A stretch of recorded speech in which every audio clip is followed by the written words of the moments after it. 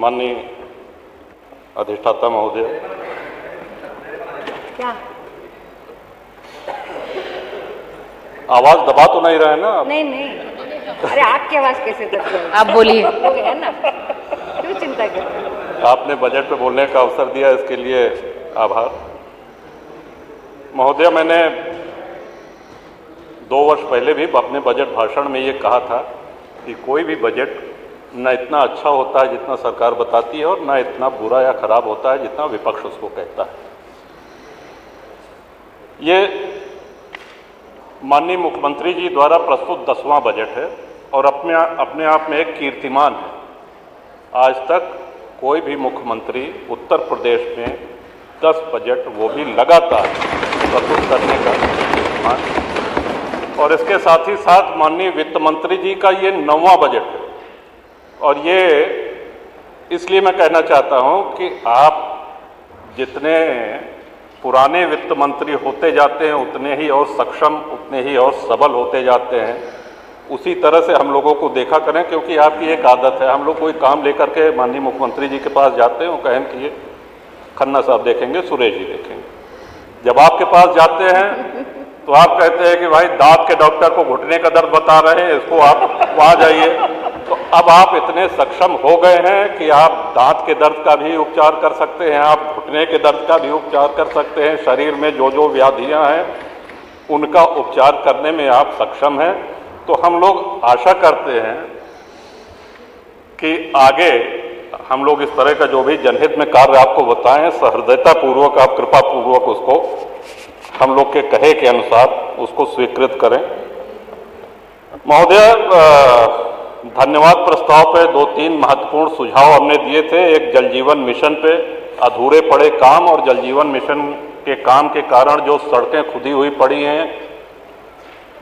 दूसरा सुझाव, विधायक निधि से हम सभी माननीय विधायकगण जो असहाय लोगों का उपचार करते हैं, करवाते हैं, पैसा देते हैं, उनके नियमों में सरलीकरण हो।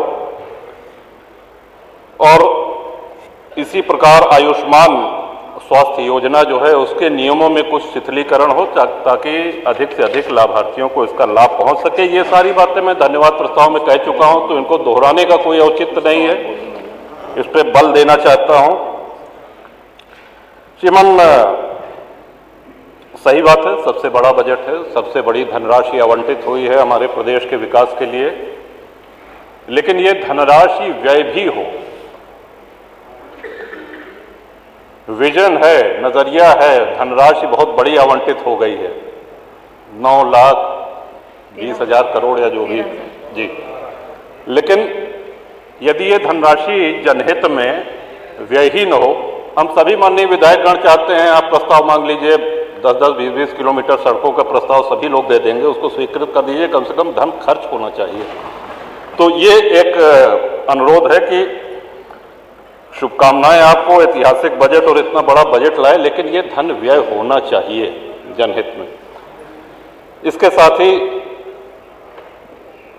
जल जीवन मिशन में जहां टंकियां नहीं बनी हैं या बनने के बावजूद चालू नहीं हुई है, वहां पेयजल का संकट है। हैंडपंप दिन प्रतिदिन खराब होते जा रहे हैं। हम लोगों के हाथ में अब हैंडपंप है नहीं, क्षेत्र की जनता आती है, हम लोगों से पेयजल की समस्या रखती है, लेकिन हम कुछ कर नहीं सकते। अगर नल वो रिबोर भी होना है तो वो ग्राम प्रधान के जिम्मे दे दिया गया है कि राज्य वित्त आयोग से उसको रिबोर कराएं। प्रधान जी की अपनी समस्या है, वो कहते हैं साहब इस मत से हमको और इतना पैसा देना है कि हमको रिबोर करने के लिए हमारे पास पैसा नहीं है।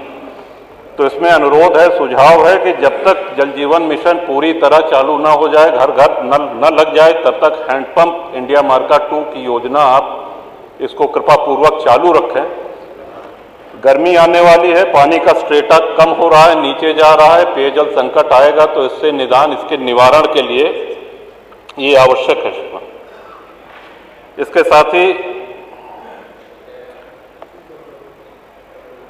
इस बजट में और बजट भाषण के साथ साथ धन्यवाद भाषण में भी एक सराहनीय बात हमने देखी कि बिजली के विषय में किसी ने शिकायत नहीं करी, लेकिन आ रही है बिजली, लेकिन आप इतनी अच्छी बिजली दे रहे हैं, उसको विजिलेंस वाले पूरा चौपट करे दे रहे हैं। बिजली संकट नहीं है। 18 घंटा, 20 घंटा, 22 घंटा आ रही है बिजली, लेकिन छापे के नाम पे इतनी बदनामी हो रही है और इतनी परेशानी हो रही है लोगों को। ये गत 3 वर्ष से लगातार मैं इस सदन में कहता आ रहा हूं। थोड़े समय तक तो इसका प्रभाव देखने को मिलता है हमको। तो श्रीमान ये उम्मीद थी कि माननीय ऊर्जा मंत्री आज उपस्थित होंगे तो उनको स्वयं ये कहूंगा, लेकिन विजिलेंस के मारे जनता त्रस्त है। हमको तो लगता है, आपसे अनुरोध है पीठ से, कि इन विजिलेंस के अधिकारियों के पीछे एक और विजिलेंस की टीम आपको लगानी पड़ेगी इनकी काले कारनामों को पकड़ने के लिए, तभी क्षेत्र की जनता चैन का सांस ले सकेगी। श्रीमान, इस बजट में अल्पसंख्यकों को और मदरसा के लिए 2058 करोड़ दिया गया, जो बहुत अच्छी धनराशि है, स्वागत योग्य है। श्रीमंत, संस्कृत विश्व की प्राचीनतम भाषा है और हम सभी सनातनियों के जन्म से लेकर के और मृत्यु तक जो जो संस्कार होते हैं वो सब संस्कृत में होते हैं। जो पूजा पाठ होता है वो संस्कृत में होता है।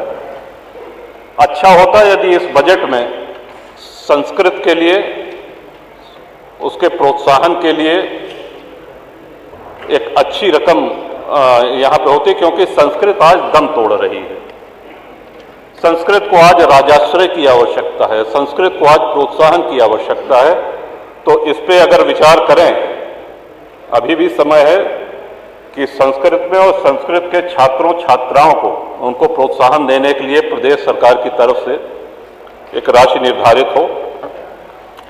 इन्हीं सब बातों के साथ श्रीमान माननीय वित्त मंत्री जी को अपने 9वें और माननीय नेता सदन मुख्यमंत्री जी को अपने 10वें बजट लगातार का जो कीर्तिमान आपने बनाया है, और आशा करते हैं कि आप इतने सक्षम वैद्य हैं कि जो जो बीमारियां हमने, मोना जी ने, माननीय पांडे जी ने और सभी दलीय नेताओं ने, पक्ष विपक्ष के, इन सबका उपचार आपके पास है।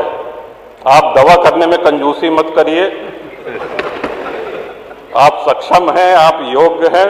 इस प्रकार आपको आपका बल हमने याद दिलाया, सभी लोग दिला रहे हैं, और आशा करते हैं कि हम लोगों की जो जनहित की सभी समस्याएं हैं उनका आप पूरा निराकरण करेंगे। माननीय अध्यक्ष जी, बजट पे बोलने का अवसर दिया गया, इसके लिए बहुत बहुत आभार। एक अभी राज्य कर्मचारियों का एक पत्र आपके माध्यम से, ये कि राज्य कर्मचारियों का कोरोना काल में नगर प्रतिकर भत्ता बंद कर दिया गया था, जो अभी तक बहाल नहीं किया गया है।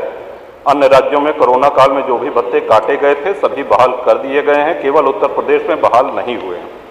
बढ़ती हुई महंगाई, शहरी क्षेत्रों में रोजमर्रा की वस्तुओं की कीमतों में भारी वृद्धि को देखते हुए इसे बहाल कर दिया जाए, इससे कर्मचारियों का कार्य करने में मनोबल बढ़ेगा। श्रीमान, इस अनुरोध के साथ अपने बजट भाषण को समाप्त करता हूं। बहुत बहुत धन्यवाद। वंदे मातरम।